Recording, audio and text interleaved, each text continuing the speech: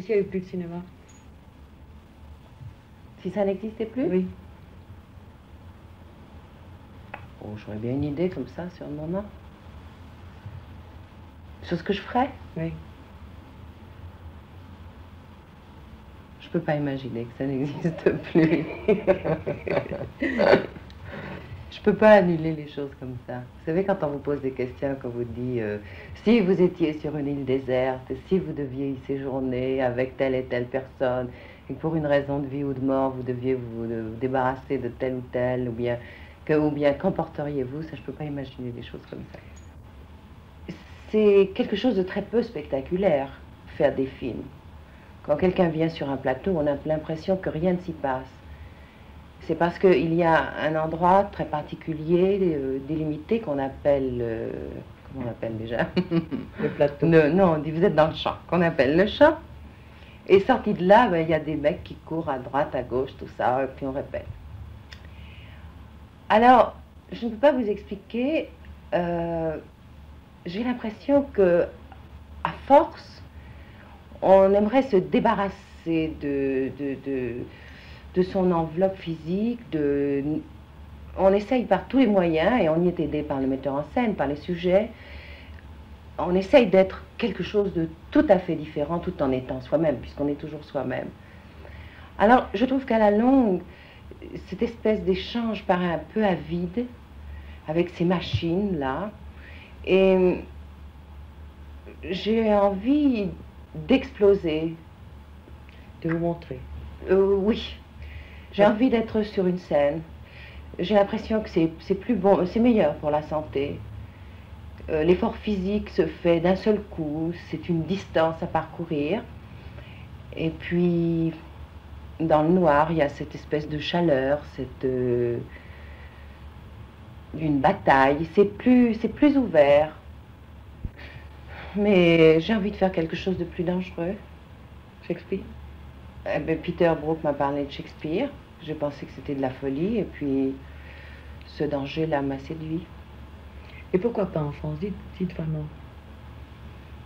Parce que j'ai un peu peur du public français aussi. Je vais être gâtée les premiers jours quand je vais arriver à Londres. Si c'est un échec, ma foi. Mais j'ai envie de me refaire mes griffes plutôt à Londres, et puis après je viendrai à Paris. Parce qu'au théâtre, c'est tout à fait différent. Il y a une distance à parcourir. Et pas un acteur de théâtre sincère peut dire qu'il est là tout le temps pendant cette distance.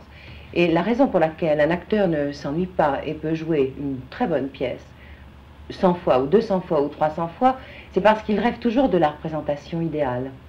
Oui. De ces moments de bonheur extraordinaires. Alors il sait qu'il a eu à un tel moment. Et le lendemain soir, il espère encore avoir ce moment, plus un autre, plus un autre, plus un autre, pour arriver à cette personnification parfaite. À laquelle il n'avoue jamais être arrivé. L'état d'acteur, c'est l'état de frustration. Pendant que j'étais au Mexique, je rêvais du retour à la maison, et puis ça ne m'a pas paru suffisant. Et mon retour a coïncidé avec le passage des troupeaux dans la propriété avant la transhumance dans les montagnes, dans les chaleurs. Et quand je suis très fatiguée, j'ai envie de fuir tout le monde, même mes amis. J'ai envie de me cacher. Et je devais repartir dans quelques jours pour Paris, et puis venir directement ici pour commencer un autre film. Et ils sont restés toute la journée là, et puis je suis allée parler avec le berger, qui parle très peu, qui est seul à peu près toute l'année. Je connais ses parents qui ont une propriété à côté de la maison. Il m'a dit qu'il partait. Et toute la nuit, j'ai lutté contre le désir de partir avec lui. Puis je me suis rendu compte que c'était absurde, qu'on ne peut pas disparaître comme ça. J'avais envie de... Vous ne pouvez pas disparaître. Vous savez que vous ne pouvez plus. On vous aurait trouvé. Vous non plus. Vous, quand vous avez envie de fuir. Qui peut disparaître? Personne. Non. Pas seulement moi. Les gens ont des familles, des responsabilités, des métiers, des voitures. On a une carte d'identité, un passeport, on ne peut pas fuir. Mais par exemple, après ce passage à Préverger dans ma maison, j'étais heureuse de savoir que j'allais être ici. C'est un moment me préservé. Oui. Je suis tout de même protégée. Même si je suis en danger à l'intérieur de ce cercle magique qu'est un Oui. film, même si je dois en souffrir, être fatiguée, subir des épreuves, ou qu'on me demande des choses auxquelles je ne m'attendais pas, je suis quand même... Prise en charge. Oui, prise en charge, c'est ça, et un Oui. peu dissimulée aux yeux des autres. Parce qu'en fait, ce que je suis vraiment, c'est ce que je suis dans les films. Un amour pourrait se charger de cette chose-là, aussi bien. Ou bien c'est une nature différente. Un amour? Pourrait vous porter comme ça, comme votre métier vous porte, et vous enfermer. Oui. Ce serait pareil. Je sais pas. Les matins, j'aime. Toujours. Ouais. Je sais ça. Qu'est-ce qui peut arriver d'extraordinaire? Oh, tellement de choses, je sais pas. Toutes les rencontres, tous les... Je peux pas vous expliquer le même... le temps qu'il fait, la modification...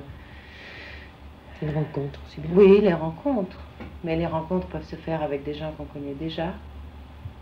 C'est le temps qui joue et tout d'un coup, un matin, on peut se réveiller autre. Il n'y a pas que le téléphone dans la vie. Ça dépend des jours ou des soirs. J'ai l'impression que j'ai une famille. J'en ai une d'ailleurs. Oui. Mais rien n'est suffisant. Oui, mais il y a des natures pour lesquelles rien n'est jamais Oui. suffisant. Alors, Mais vous particulièrement.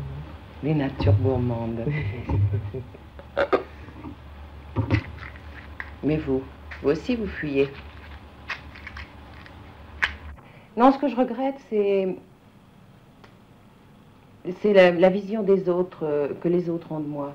Ça me chiffonne. Je ne lis pas les articles, mais à travers les autres, je les pressens. Cette image construite, créée par des gens qui écrivent sur vous. Mais c'est inévitable. Et qui brouillent tout. Et qui rendent les rapports difficiles avec les gens. Peu naturels, on est obligé de passer des obstacles. Autrement, je ne regrette rien du tout. Ma vie est bien mieux qu'avant. Vous ne pouvez plus aller dans les cafés? Si. Bon. Ah, je peux aller partout. Dans Paris, vous vous baladez? Je vous assure. Parce que j'ai pas envie de me cacher. À partir du moment où je n'ai pas envie de me cacher, je suis comme tout le monde. À partir du moment où je suis comme tout le monde, les gens peuvent penser à une vague ressemblance. Et les gens qui me ressemblent n'ont pas envie de me déranger, parce qui me reconnaissent n'ont pas envie de me déranger. Je peux faire ce que je veux, je vais partout. Vous avez une faculté comme ça de ne pas apparaître Jeanne Moreau? Absolument. Moi, j'ai Ou pas... bien vous voulez dire que vous êtes Jeanne Moreau et que ça n'a pas d'importance? Ça n'a pas d'importance. J'ai pas un physique retentissant, quoi. Les gens me voient sans me voir. Et quelquefois, ils me voient, mais ça n'a pas d'importance. Vous ne lisez jamais les articles sur vous? Accidentellement, Vous n'allez pas voir vos films? rarement. Vous ne voyez pas les rushs? Non. Qu'est-ce que vous faites? Ben, je suis sur l'écran, ça suffit.